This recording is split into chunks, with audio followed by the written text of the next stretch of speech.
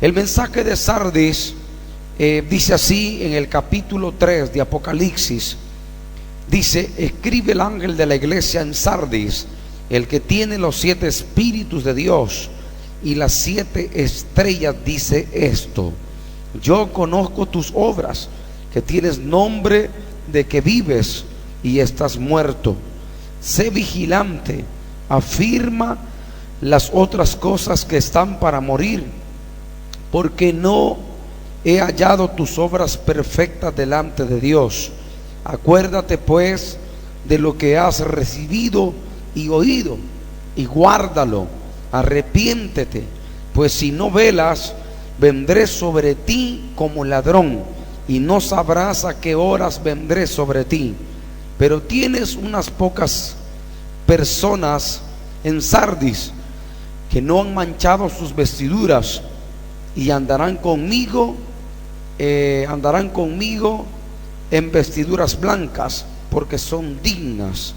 El que venciere será vestido de vestiduras blancas.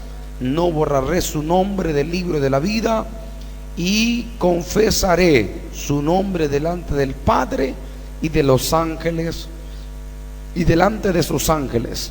El que tiene oído, oiga lo que el Espíritu dice a las iglesias. Padre, te damos gracias, te bendecimos, te adoramos, te glorificamos, Señor.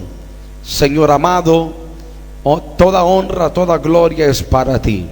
En esta enseñanza de tu palabra queremos aprender, Señor, que tú eres el único Dios que das vida, que das fuerzas, que das, Señor, esa gracia para nosotros buscar de tu presencia.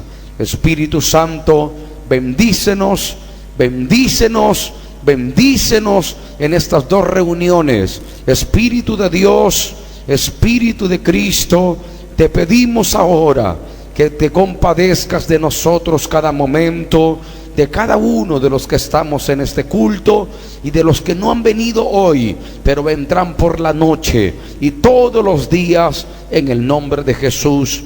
Amén y amén, Señor Jesús. Un aplauso bien fuerte para nuestro Jesús. Si es para Cristo, déselo fuerte, fuerte, porque es para el Rey de los Reyes. Digan gloria a Dios, digan gloria a Dios. Amados hermanos y hermanas, siempre quiero que usted note en estos estudios que hemos estado realizando, siempre el nombre de la iglesia lleva un significado.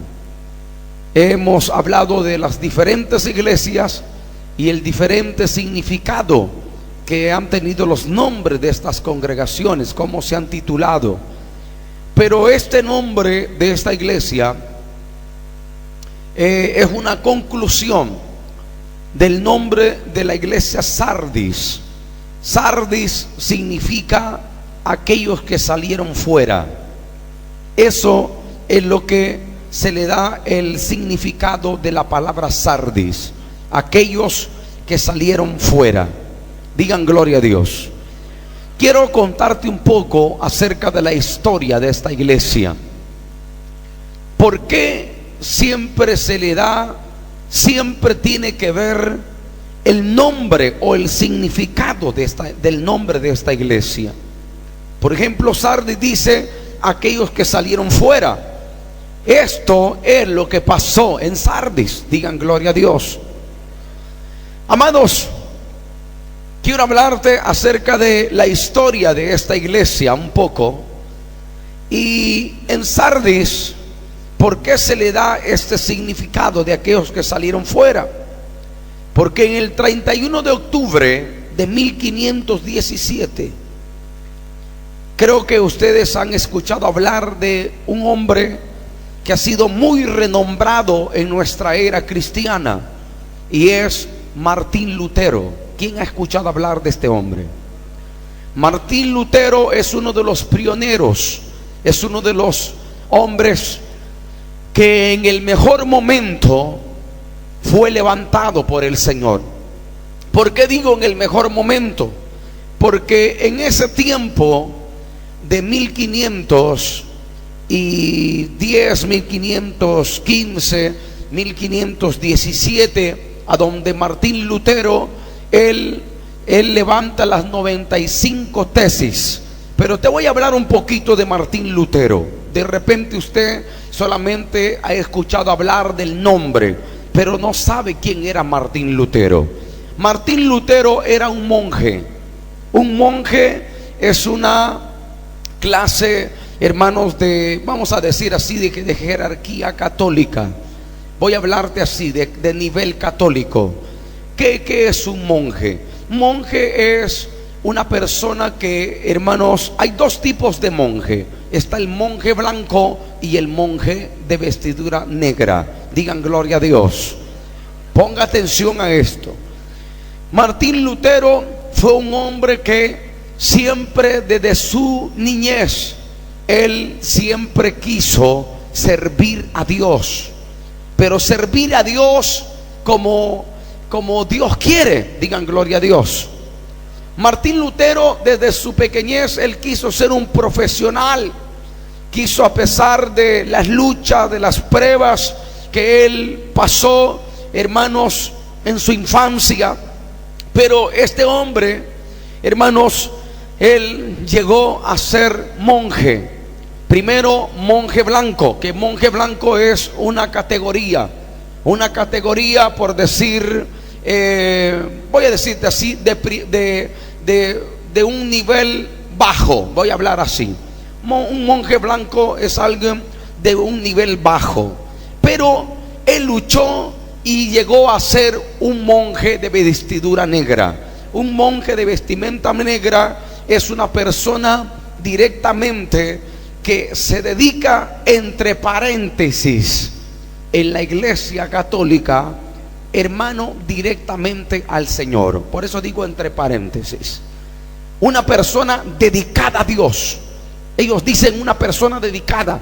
Este monje negro se encierra, hermanos, tiene lugares donde pasa encerrado y ellos ayunan. Usted sabe que el monje negro ayuna. Él hace ayunos de días, porque él sabe que ayunando él está sacrificando su cuerpo. La teología del monje es que entre más sacrificio él hace, más cerca de Dios él está. ¿Cuántos están comprendiendo?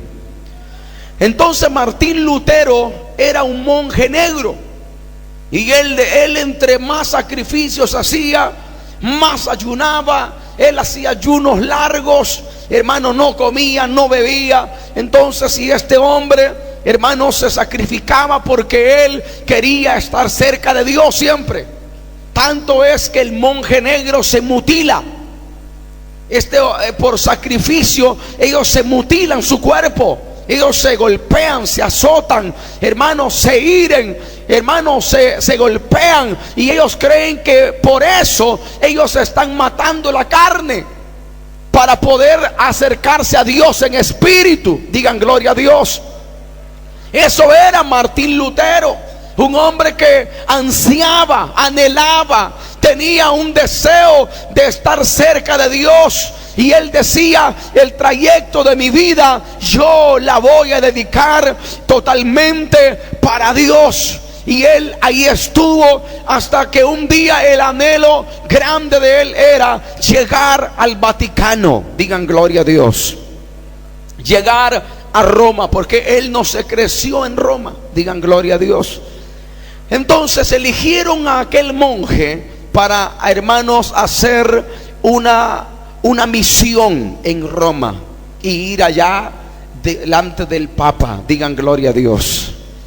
Entonces Martín Lutero fue uno de los elegidos, y dijo Martín Lutero: yo hoy voy a cumplir el sueño que he tenido, y es conocer Roma. Porque él creía que si en el lugar donde él creció, hermanos, él estaba cerca de Dios, ir a Roma iba a ser estar más cerca de Dios todavía. Digan gloria a Dios. ¿Cuántos están comprendiendo? Entonces Martín se fue a Roma, llegó, pero cuando llega allá a Roma, él se da cuenta que la historia es otra. La vida que él llevaba no era la real que él quería. Él llegó a darse cuenta que él era uno de los hombres que se sacrificaba como monje negro, pero en Roma era todo distinto, era todo diferente. No había aquella consagración, digamos así, aquel sacrificio como los que él hacía.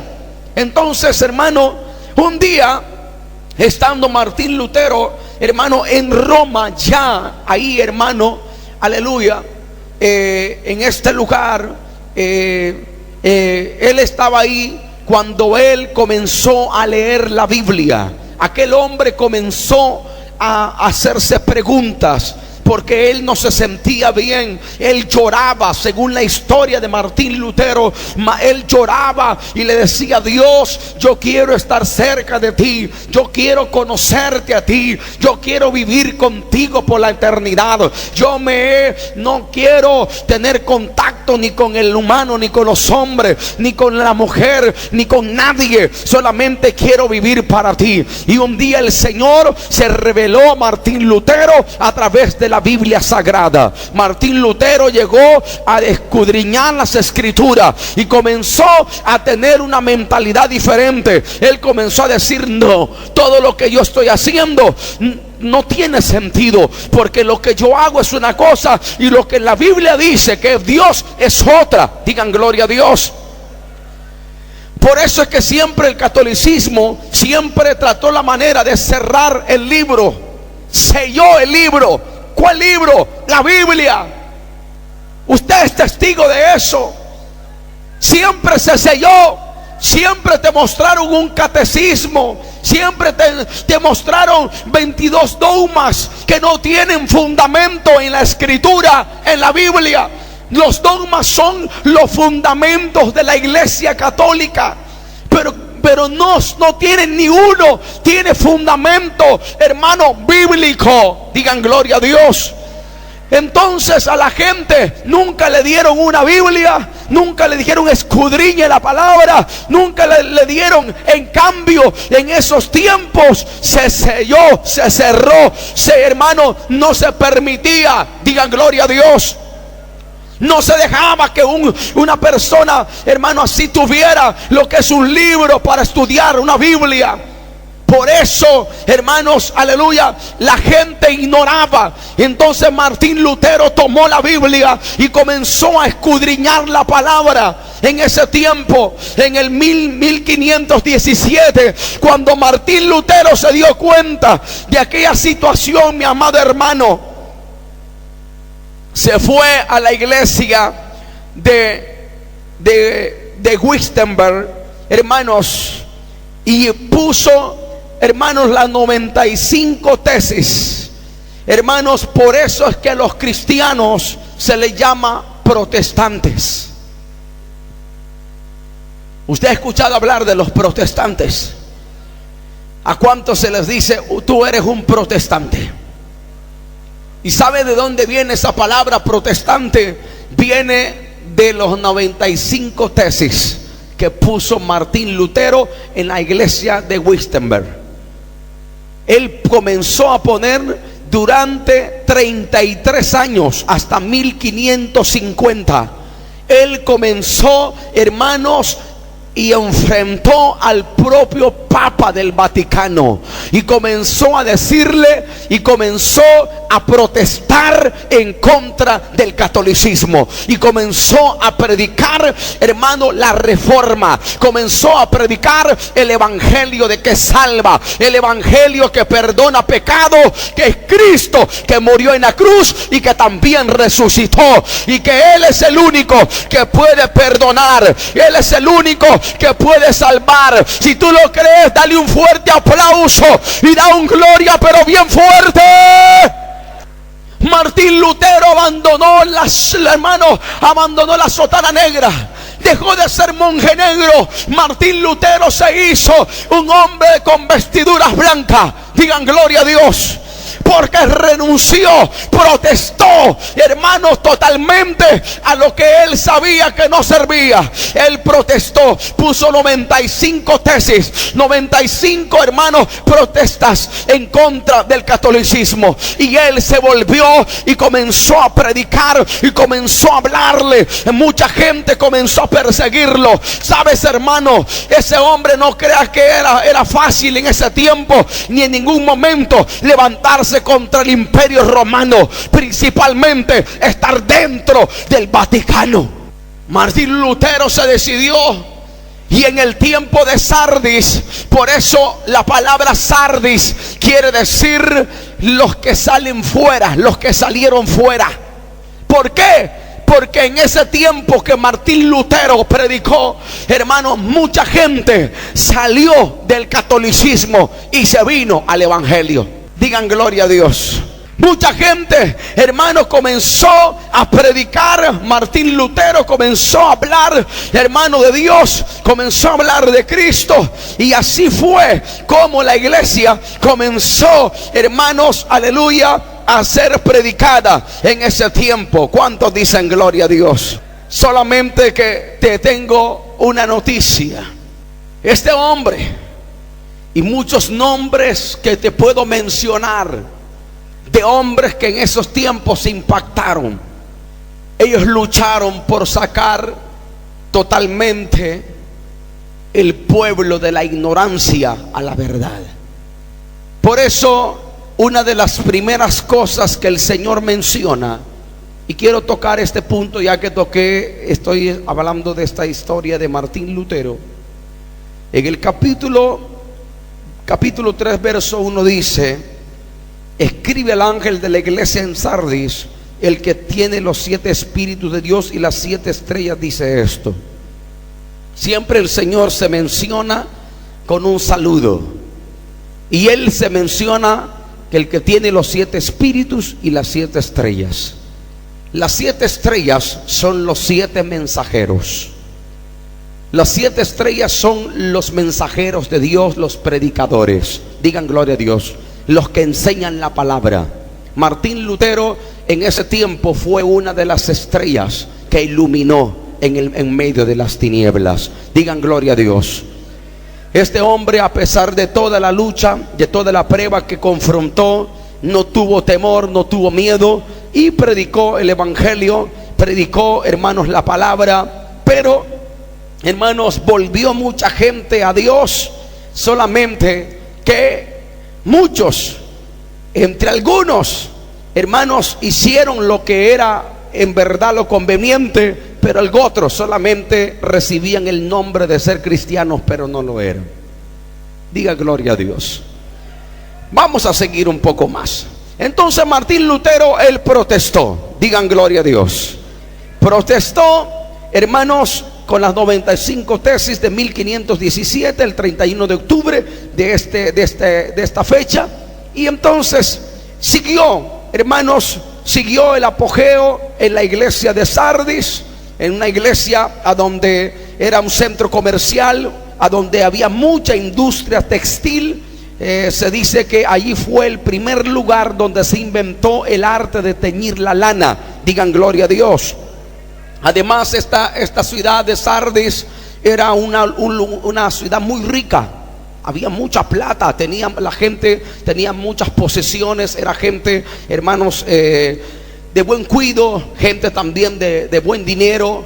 Esta iglesia de Sardis había sido en un tiempo antiguo, habían habido gobernantes que, hermanos, habían sido los gobernantes los más ricos en esa época, los más ricos del mundo.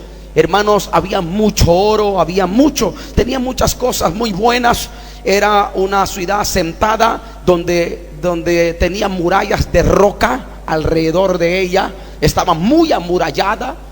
Ellos llegaron a sentirse muy confiados en esta ciudad, porque estaba rodeada totalmente de murallas de roca en todo su alrededor, y solamente tenía un lado donde era la entrada, hermanos. Así que si los enemigos querían venir y tomar la ciudad, no iba a ser tan fácil. Pero ni aún así tuvieron 2 emboscadas. Según la historia de Sardis, tuvieron 2 emboscadas donde, hermanos, destruyeron y robaron. Digan gloria a Dios. Entonces esta ciudad, hermanos, también tenía otro detalle más, que ahí en Sardis había un templo enorme dedicado a la principal diosa pagana, que era llamada por nombre Cibeles, que también es conocida como Artemisa o Diana, a donde, hermanos, esta mujer tenía una imagen, figuraba una mujer sentada en un trono con un león a la par y el otro al otro lado, 2 leones. Entonces esta mujer tenía un mito. En la mitología la conocía, ella era una diosa, tenía un templo donde la gente iba y le adoraba. Esta mujer que te mencioné había tenido un hijo, y este hijo de ella lo había hecho su propio marido. Digan gloria a Dios. Lo había hecho su propio marido. Y a causa de, según la mitología, a causa de los celos que ella había tenido de su propio hijo, que era su marido, hermanos, prácticamente su hijo se había suicidado. Digan gloria a Dios. Se había suicidado porque él se había castrado. Diga gloria a Dios. No sé si se entiende esa palabra, castrar. A causa de los celos de esta misma mujer, que era la madre de él, hermano, había sucedido esto. Entonces, ¿qué pasa? A esta mujer, hermanos, le dieron el título de una diosa que tenía poder, y toda la gente también veneraba a esta diosa. Digan gloria a Dios. Cuando fue invadida por el Imperio Romano, sacaron a esta diosa de Sardis y se la llevaron a Roma. Y en Roma le pusieron, el emperador romano le hizo una capilla, le hizo un templo en Roma y le puso por nombre la diosa Hilaria, que más después fue cambiándole nombre y le puso María de Manjoy. María de Manjoy, que quiere decir que después, hermanos, iban cambiándole nombre hasta ponerle, hermanos, la madre de Dios. Digan gloria a Dios. Te lo voy diciendo así rápido y a su nombre. Amados, total que esta iglesia de Sardis había pasado tantas situaciones, tantas circunstancias en la vida, hermanos, que ahí Sardis estaba pasando por un proceso. Pero viene Dios y le dice, viene el Señor y le dice: yo soy el que tiene los 7 espíritus de Dios y las 7 estrellas. Dice esto. Cuando el Señor se refleja a esta iglesia, le dice que Él es el que tiene los 7 espíritus de Dios. Hermano, ¿quién es el que da vida? Es el Espíritu, ¿sí o no? Y quiero enfatizarme en esto con nosotros aquí como iglesia. Esta iglesia tenía un problema, y creo que este problema no es solamente esta iglesia. Cuando yo estudiaba esto, el Espíritu Santo fue tanto, hermano, que yo todavía estudiando, hermano, estaba, hermano, esta palabra, y el Señor todavía anoche en la madrugada que yo estaba estudiando esta palabra, el Señor tocó tan fuerte mi corazón que yo dejé la mesa donde estaba estudiando, me fui, me encerré y comencé a buscar a Dios. Digan gloria a Dios. Comencé a buscar a Dios, comencé a clamar a Dios hoy en la madrugada, y comenzó Dios a quebrantar mi corazón. Comencé a llorar en la presencia del Señor y comencé a decirle: Señor, ¿por qué me tocas tan fuerte? Al estudiar esta palabra, hemos estudiado otras iglesias, hemos tenido estudios de otro, y el Señor me dijo: porque Sardis es una de las iglesias que hoy en día se vive. Te voy a explicar por qué. A pesar de todo lo que había hecho Dios a través de los hombres que te he contado, Martín Lutero, Cons, hombres, hermano, Ulf, que fueron nombres de hombres que impactaron que trataron de ganar gente para el Señor.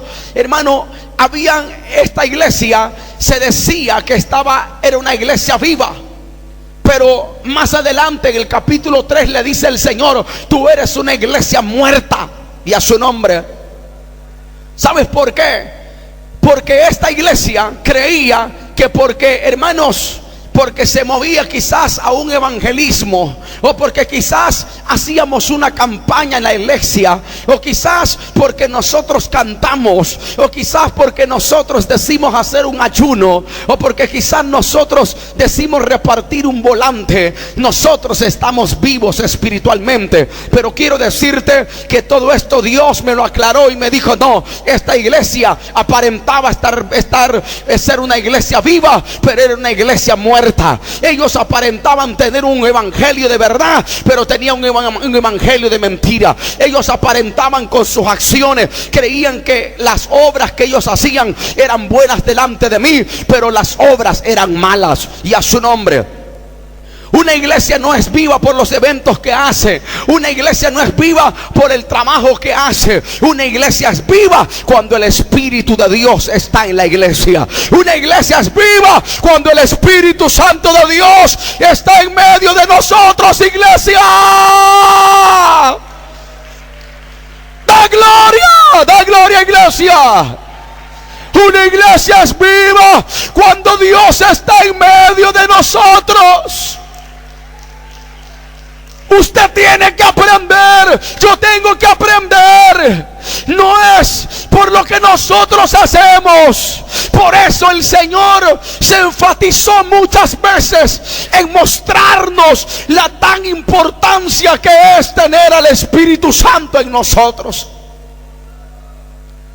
Un día, estos días atrás, no sé si te diste cuenta, en una vigilia que anunciamos dándole valor al Espíritu Santo. ¿Cuántos se recuerdan de estas vigilias atrás?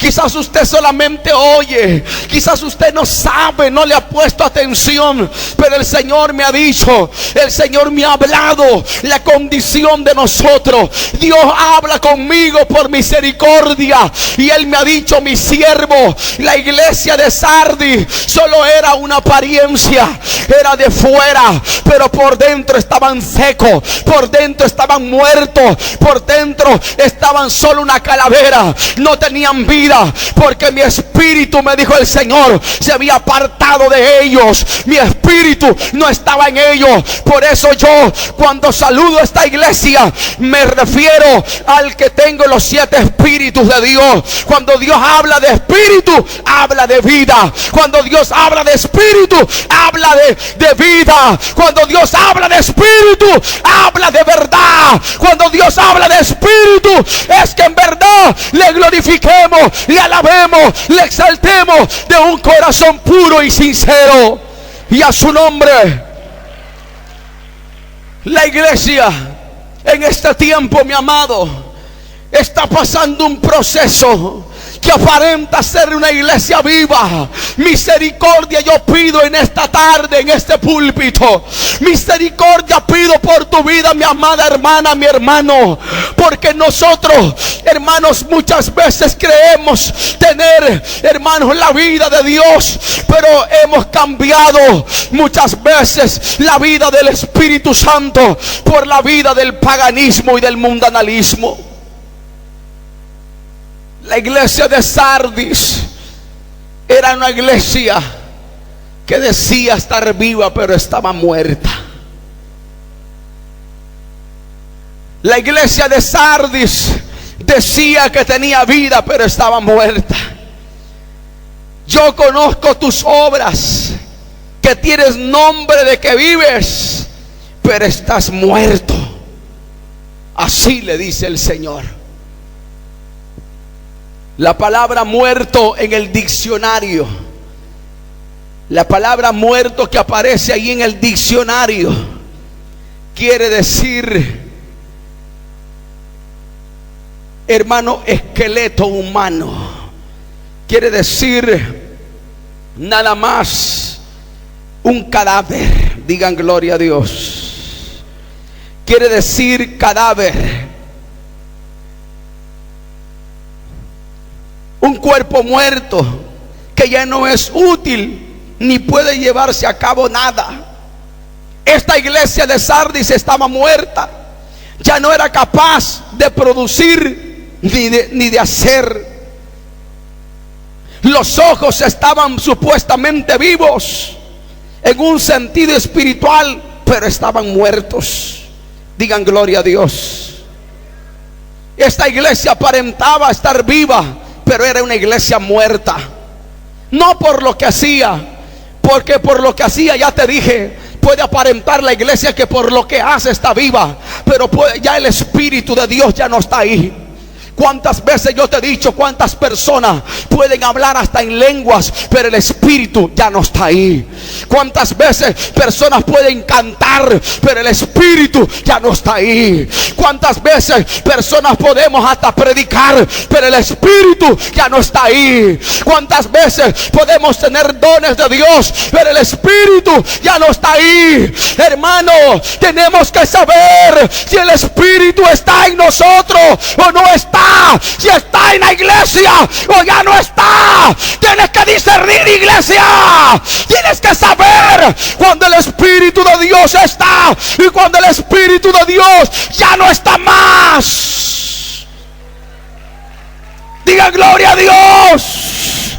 Digan gloria a Dios.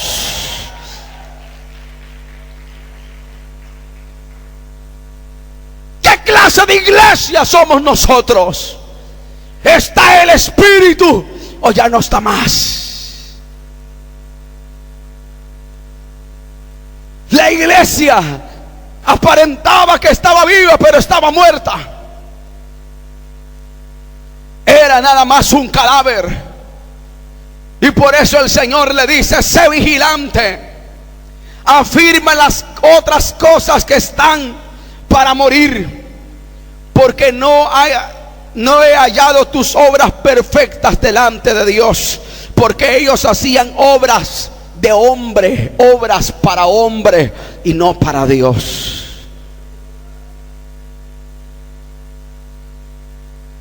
Ellos hacían obras de caridad para los hombres, pero no para Dios. Digan gloria a Dios. Entonces el Señor viene y les dice: yo quiero que usted me acompañe en el libro de Ezequiel. En el libro de Ezequiel, en el capítulo 37, en el verso 5, el verso 1 al 5 dice así. Ezequiel 37 del capítulo 1, 37, 1 al 5 dice así: la mano del Señor vino sobre mí y me sacó en el espíritu del Señor y me puso en medio del valle que estaba lleno de huesos, y me hizo pasar alrededor de ellos. Y he aquí eran muchísimos sobre la superficie del valle, y he aquí estaban muy secos. Y me dijo: hijo de hombre, ¿vivirán estos huesos? Y yo respondí: Señor, tú lo sabes. Entonces me dijo: profetiza sobre estos huesos y diles: huesos secos, oíd la palabra del Señor. Así dice el Señor Dios a estos huesos: he aquí, haré entrar en vosotros espíritu. ¿Y qué dice? ¿Y qué dice? Y viviréis. La iglesia de Sardis era una iglesia que estaba en esta condición. Estaba muerta espiritual. Acuérdate pues de lo que has recibido y oído, y guárdalo, y arrepiéntete, pues si no velas, vendré sobre ti como el ladrón, y no sabrás a qué horas vendré sobre ti. Cuando él le dice: acuérdate pues de lo que has recibido y oído, era porque ellos tenían una buena enseñanza. En ese tiempo Dios había levantado hombres que enseñaban bien la palabra, pero ellos se habían hecho oidores olvidadizos.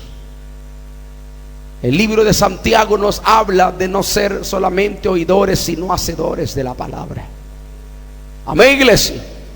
Hoy en este tiempo hay mucha gente que es oidora del evangelio, pero no es hacedora de la palabra. Y de nada me sirve a mí ser un oidor, pero no un hacedor de ella. Yo tengo que ser un hacedor de la palabra de Dios. Yo tengo que vivir la palabra que predico. Tengo que vivir la palabra que conozco. Tengo que vivir la palabra, porque si yo vivo esa palabra, voy a estar vivo espiritualmente. Si yo no vivo esa palabra, voy a estar muerto espiritualmente. Digan gloria a Dios. Es fácil conocer una persona que tiene vida. ¿Quién es la persona que tiene vida? El que vive la palabra. ¿Quién es el que está muerto espiritual? El que no vive la palabra. Digan gloria a Dios. Porque la palabra que yo os he hablado, dijo Jesús, son vida y vida eterna. La palabra que yo os he hablado son vida y vida eterna. Diga gloria a Dios. Hermanos, ¿qué iglesia la de Sardis? Una iglesia muerta, una iglesia con complicaciones difíciles, pero a pesar de todo, el Señor viene y le recuerda y le dice: pero tienes unas pocas personas en Sardis que no han manchado sus vestiduras, y andarán conmigo en vestiduras blancas, porque son dignas. Oiga esto: pero tienes unas pocas personas que no han manchado su vestidura. ¿Cómo puedo manchar mi vestidura? En el pecado, en la mentira, en el engaño, en el falso testimonio, en fornicar, en adulterar, en todo aspecto. Yo puedo manchar mi vestidura. Y el Señor le dice: pero tienes unas pocas. De toda esa iglesia habían unas pocas nada más. Siempre en las congregaciones hay gente que se mantiene en la santidad y en la pureza. ¿De qué persona es usted? ¿De qué persona soy yo? ¿De los que nos mantenemos en la pureza y en la santidad? ¿O solamente de los que aparentamos ser hijos de Dios, pero no lo somos? ¿De cuáles es usted? ¿De cuáles soy yo? El Señor le dice: tienes ahí unas pocas personas que no han manchado su vestidura, que van a andar conmigo, le dice, que van a andar conmigo. Y le dice más, y le dice: pero tienes unas pocas personas de Sardis que no han manchado sus vestiduras, y andarán conmigo vestiduras blancas, porque son dignas. Una persona digna es una persona que es aprobada por Dios, una persona que tiene el permiso de Dios, es una persona que Dios le ha calificado como una persona con una bendición de ser su hijo, de ser su hija. Digan gloria a Dios. Pero dice aquí más, dice dignas. El que venciere será vestido de vestiduras blancas, y no borraré su nombre del libro de la vida, y confesaré su nombre delante de mi Padre y delante de sus ángeles. Tres cosas: vestirá las vestimentas blancas, no borrará el libro de la vida, y confesará su nombre delante del Padre y delante de sus ángeles. Qué tremendo, hermano. Quiere decir que al manchar las vestiduras, nuestro nombre es borrado en el libro de la vida. Yo quiero terminar con esta reflexión. ¿En qué posición te encuentras? ¿O en qué posición estamos? ¿Tu nombre está escrito en el libro de la vida? o sientes que tu vestimenta está manchada. Si la vestimenta está manchada, seguro el nombre está borrado. No lo digo yo, lo dice ahí. El que venciere, dice, le daré para que tenga unas vestiduras blancas, y su nombre no será borrado. Y además lo confesaré delante de mi Padre y delante de sus ángeles. Amados hermanos, qué importante es guardarnos del pecado. Qué importante es vivir la vida en Cristo, el Hijo de Dios. La iglesia de Sardis aparentaba ser una iglesia cristiana, pero no lo era. Yo entiendo muchas veces, hermanos, todos somos tentados para hacer el pecado, pero todo está en que tú cedas para hacerlo. Hoy en esta tarde yo quiero que tú reflexiones, analices y pienses hasta dónde tú has llegado. ¿Qué pasaría si Cristo viniera hoy? ¿Está preparado para volar con el Señor? ¿Estamos preparados para irnos con Cristo? ¿O de repente estamos faltos de preparación? ¿Cómo están tus vestiduras? ¿Las tienes manchadas en el pecado? ¿Mientes a cada momento? ¿Inventas cualquier cosa? ¿Hablas mal de tu hermano fuera de las personas? ¿Criticas a tu hermano? ¿Le levantas un falso testimonio a tu hermano? ¿Adulteras la palabra? ¿Estás también faltándole a tu vocabulario sucio que tú tienes? ¿Cómo te encuentras? ¿Cómo tú estás? Mucha gente cree que servir a Dios es así de fácil y de sencillo. Pero cada vez que vamos a estudiar la palabra, nos vamos a dar cuenta que no es fácil ni sencillo. Cada día tenemos una demanda de más y más en la presencia de Dios.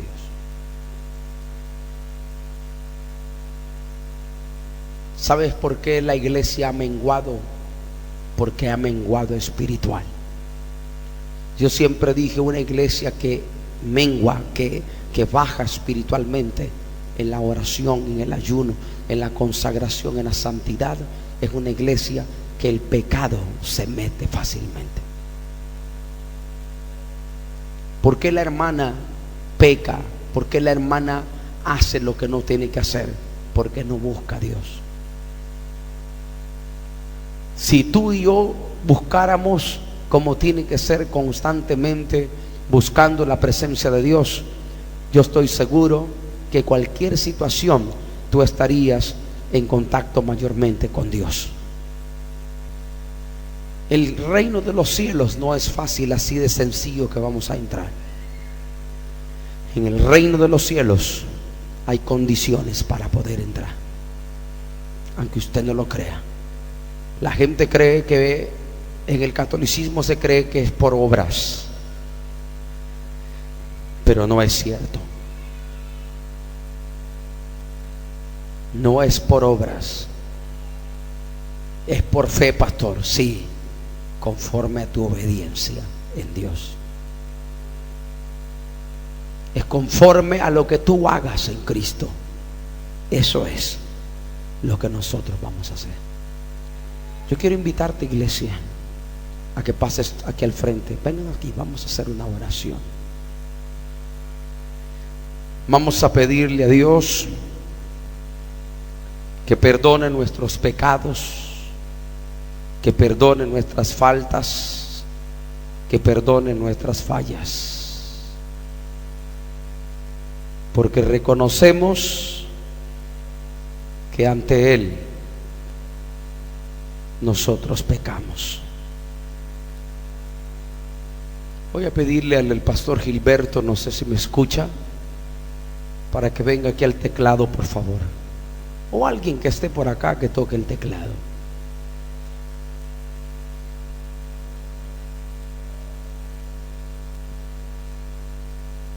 Eso es lo importante que nosotros tenemos que hacer.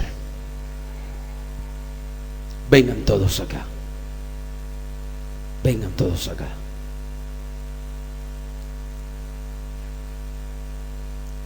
El perdón de nuestros pecados. El perdón de nuestros pecados.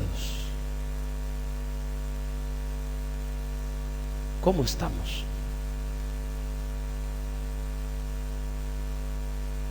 ¿Te habló la palabra hoy? ¿Cómo vives? ¿Cómo estamos? Examina tu conciencia. Examina en tu pensamiento, en tu espíritu, y te vas a dar cuenta de cómo nosotros estamos. ¿Estás seguro que tu nombre está escrito en el libro de la vida? ¿Estás seguro que tu nombre está escrito en los cielos? ¿O solamente son un símbolo que retiene, que resuena más? Muchos pueden hablar en lenguas y el espíritu no está más en ellos. Muchos pueden profetizar, pero el espíritu no está más en ellos. Muchos pueden tener dones, pero el espíritu no está más en ellos. La iglesia de Sardis era una iglesia que aparentaba nada más, que tenía vida, pero estaba muerta. Solo era un cadáver nada más. Solo era una apariencia. Tenía ojos humanos, pero los espirituales estaban muertos. A pesar de todo lo que Martín Lutero había hecho, había peleado, tratar la manera de sacarlos de ese catolicismo y traerlos al evangelio. Ellos tenían Biblia, pero no la estudiaban. No la estudiaban. Y ese es el problema que sigue de 1517 a 1550. 33 años Martín Lutero peleó por esto. Desde ese tiempo y desde más antiguamente, el problema de nosotros los cristianos es que tenemos Biblia, pero no estudiamos, no escudriñamos la palabra. Yo sí, el otro día dije, entre más conoces de Dios, más vas a saber de Él y más Él se va a revelar a tu vida. Entre menos conoces a Dios, menos revelación de Él vas a tener y menos presencia de Él va a haber. Pastor, ¿por qué dice eso? Porque Dios se revela según tú lo conoces. Cuando el Señor le dijo, hermano, a su discípulo, esto no te lo reveló carne ni sangre, sino mi Padre que está en los cielos. La palabra fue una de las prioridades que cuando yo llegué al evangelio fue una de las que me encantó y siempre me ha gustado, el estudio de la palabra. Porque cuando tú conozcas, cuando tú entiendas los misterios de Dios, vas a poder entender quién es el Dios al que tú sirves. Entre menos conozcas, por eso la Biblia dice: mi pueblo pereció por falta de conocimiento. El pueblo perece por no conocerle. El pueblo perece por no saber. Por eso en este tiempo de Martín Lutero, Dios lo levantó a él con las 95 tesis, esa reforma. ¿Por qué? Porque Dios sabía que su pueblo estaba muriendo a causa de no conocer, a causa de no conocer quién es Dios. Yo estoy seguro en lo que te estoy diciendo. Aquí hay personas que conocen a Dios nada más por nombre, pero nunca han tenido una experiencia en su vida espiritual. Nunca has tenido una experiencia con Dios. Nunca has tenido un encuentro especial con Dios. Y el día que lo tengas, tu vida va a cambiar. El día que lo tengas, tu vida va a ser diferente. Tu vida va a ser transformada. Porque ese Dios, cuando se revela, Él cambia los pensamientos, las edades de los tiempos. Ese es el Dios al que nosotros servimos. Es el Dios que se quiere revelar a tu vida.